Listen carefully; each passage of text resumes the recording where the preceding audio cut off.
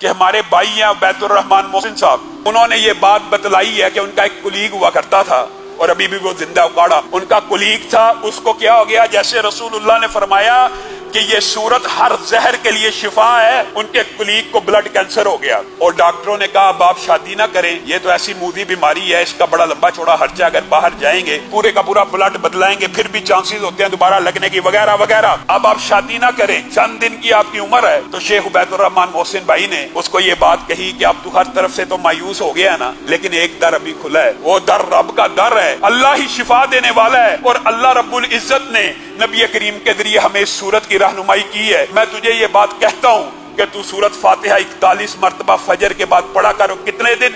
41 دن۔ بات آئیے ضمنی طور پہ تو یہ بات بھی سمجھ لیجئے، بعض لوگوں کو بڑا اعتراض ہوتا ہے کہ یہ عدد کیوں بتاتے ہیں، تو یہ بات یاد رکھیے، علاج کا باب، علاج کے باب کے اندر جو رقیہ شریعہ ہے اس کے اندر یاد رکھیے رسول اللہ صلی اللہ علیہ وسلم کے سامنے غیر قرآن کی بات ہو رہی ہے، غیر قرآن کے رقیات پیش کیے گئے۔ رسول اللہ کہتے تھے میرے سامنے دم کے الفاظ پیش کرو، جب وہ دم کے الفاظ سن لیتے تھے تو کہتے تھے اس سے دم کر لو۔ کیوں کہتے تھے اس سے دم کر لو؟ رسول اللہ صلی اللہ علیہ وسلم نے ایک کلیہ بیان کیا، کہا ہر اس رقیے سے، ہر ان الفاظ سے دم کر لیا کرو چونکہ باب علاج کا ہے جن کے اندر شرک موجود نہ ہو، جو الفاظ مبہم نہ ہو، جو الفاظ کنفیوزنگ نہ ہو، جن الفاظ کے اوپر آپ کو اشکال یا اشتباہ نہ ہو، ان الفاظ کے ذریعے دم کر لیا کرو۔ گویا صحیح مسلم اور دیگر کتابوں کی حدیث نے یہ بات واضح کر دی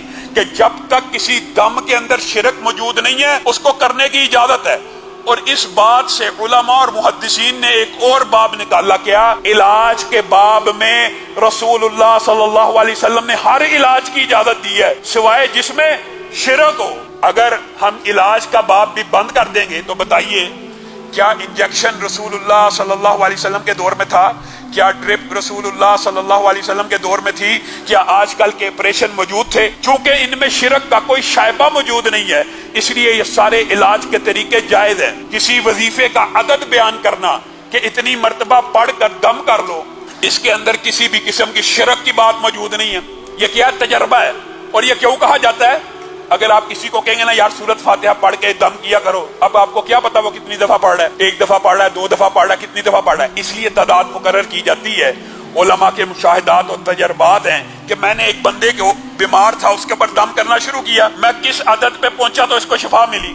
جیسے بعض روایات میں آتا ہے 7 دفعہ پڑھا، 7ویں دفعہ میں ٹھیک ہو چکا تھا۔ اسی طرح علماء کے تجربات اور مشاہدات ہیں کہ 41 مرتبہ جب پڑھا جاتا ہے تو شفا کے اثرات جسم کے اوپر ظاہر ہونا شروع ہو جاتے ہیں۔ تو عبید الرحمان محسن صاحب نے ان کو کہا کہ آپ 41 مرتبہ اس کو پڑھیں فجر کے بعد، اور کتنے دن پڑھنا ہے؟ 41 دن۔ اب 41 دنوں کا جو تعین ہے یہ بھی کوئی شرکیہ بات نہیں ہے، یہ بھی مشاہدہ اور تجربہ ہے۔ اب ہوا کیا کہ 41 دن اس نے پڑھا، اس کے بعد جا کے بلڈ کینسر کا ٹیسٹ کروایا، ڈاکٹر بھی حیران و ششدر رہ گئے کہ بلڈ کینسر جڑ سے ختم ہو چکا ہے، اور اس کی شادی بھی ہو چکی ہے، اور اس کے 4 بچے بھی موجود ہیں، ابھی بھی زندہ ہے۔ آپ بتائیے آپ اور میں اس صورت سے شفا لینے کی کوشش کریں گے تو ملے گی، پڑھنا نہیں۔ ہمارا مسئلہ یہ ہم لینا نہیں چاہتے، ہمیں لگتا ہے کہ 41 مرتبہ پڑھیں گے بڑا ٹائم لگ جائے گا، ڈسپرین کی ایک گولی کھانا آسان ہے، پیناڈول کھانا آسان ہے، لیکن آپ کو یہ پتا نہیں ہے کہ اس کو پڑھنے سے صرف شفا نہیں ملنی،